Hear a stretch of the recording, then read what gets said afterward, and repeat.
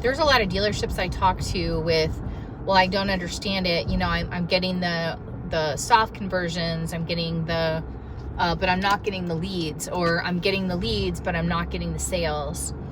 And when you're looking at reporting, you have to read what you have to be able to read what the data is telling you, not just read the data.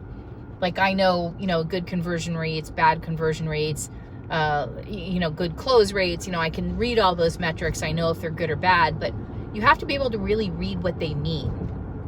So for example, if I know that I'm getting a lot of website traffic, I'm getting a ton of website traffic, but I'm not getting a whole lot of soft conversions, there's something going on with what pages I'm linking my ads to, or how my SEO is organized, or how my keywords are set up. There's something broken in there, and that's where you have to start looking. Is you need to look at what kind of ad you're serving up, and then where is that ad sending the consumer? So if I have an ad for a truck and I'm sending the consumer to the homepage of my website, that's probably not the best experience. If I have an ad for a truck, I'm going to send them to my truck page. If I have an ad for service specials, I'm going to send them to my service specials page on my website. So that's where you can kind of determine possibly where the break is. That's where you should start looking anyway, when you're trying to determine where the break is being able to read the data.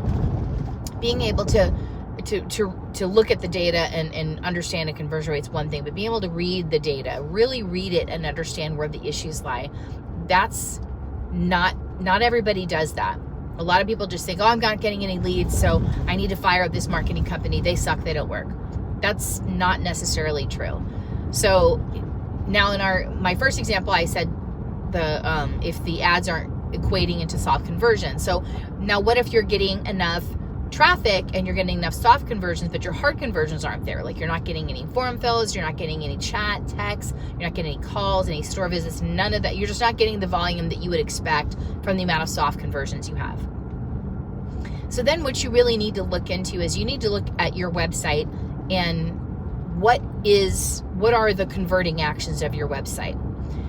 What are the word tracks on those converting actions, the CTAs of your website, that we're thinking that would make someone convert? Because those are what are not making someone convert. And honestly, these should be refreshed, frequently and consistently. What does that mean? That's different for every store. I say no less than once a quarter, you should be reviewing your CTAs, what the word tracks are, and make sure they're still relevant. How do I know if they're still relevant? They're still bringing in traffic. I'm still getting an amount of hard conversions. I'm not seeing big drops in hard conversions. Or I'm seeing continuing gains in hard conversions. If you're not, then you're going to You're going to want to look at refreshing the word tracks on your CTA specifically. So, and I've done a video about this not too long ago, where I've seen a tremendous amount of dealer websites that still have check availability on the VDP and on the SRP. Stop it. Just stop it. Nobody is clicking on that. Nobody wants to check the availability of that. They want to speak to someone. They want to talk to someone. Ask me a question. Update me on this vehicle. Contact us now. Put in a word track that's an action-based word track. Contact me now, or fill out this form. I mean, even that, fill out this form. Try different things and see what works. What works in Las Vegas isn't going to work in Los Angeles, and works in Los Angeles isn't going to work in Dallas, and works in Dallas isn't going to work in New York City. So try different word tracks and see what works for your geography and your brand. Look at other competitors' websites, not just the same OEM that you sell. If you know that you're at an Acura store and you know there's a BMW store down the street that's stealing business from you, look at their website. What are their word tracks? What are the CTAs say on their word tracks that's actually getting them those more conversions and more sales? And try to use some variation of that for your store. For click to call, click to chat, or text, same thing applies there. Speak to a live person now for a click to call is a very powerful button. There's a lot of people that don't want to talk to the AI voice. They don't want to talk to the automated system in trying to divert them to the right department. They just want to talk to a person. So Speak to a Live Person Now is a very powerful word track for a click to call, a CTC button. Click to text, chat with a live person, text with a live person. Those are all, and again, make sure it is a live person. Don't do that and then have an AI handling the chat. So those are very powerful word tracks that, starting with, you can start out with those and see if those actually work for you.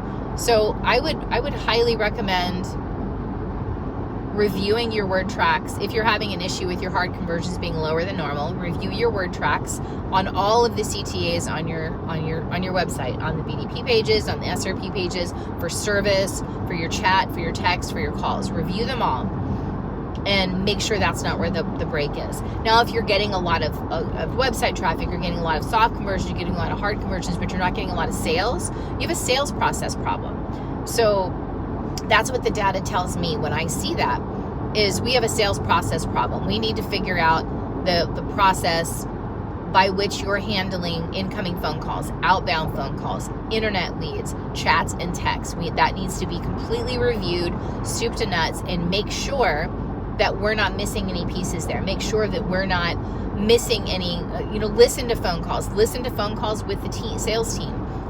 Read through chat and text messages with the sales team and have them identify what was good and what was bad about that.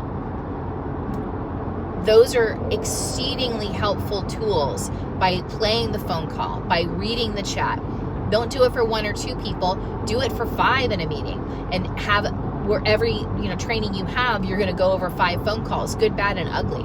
And you're going to discern what we could have done better, what we could have done worse, and what we could be doing from this point forward. So I really strongly encourage you to make sure that you are absolutely talking to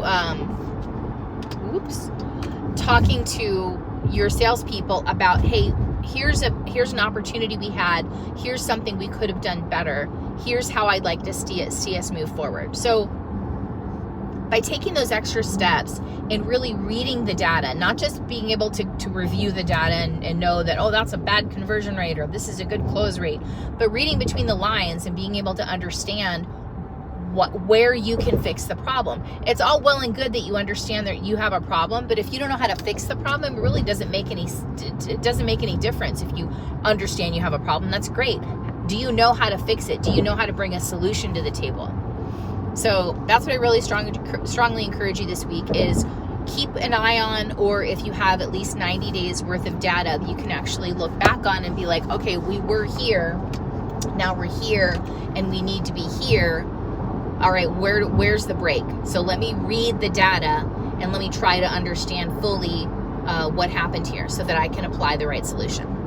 That's all I got for this week. Happy selling.